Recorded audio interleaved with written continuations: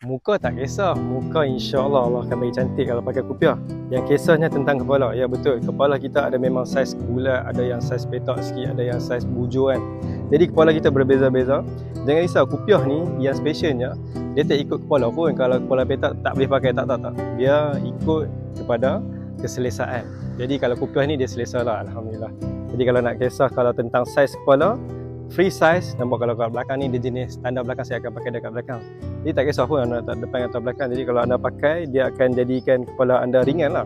Dia tak berat. Kalau kupit macam songkok anda cakap ketat kan, memang wonder lah sebab dia perlukan saiz kalau songkok ni.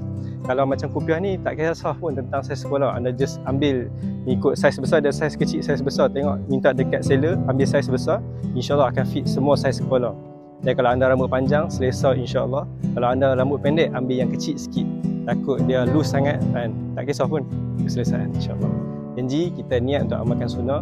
Mungkin sebab kita pakai, Allah SWT akan gunakan kita untuk kebaikan semua orang untuk amalkan sunnah juga insya-Allah.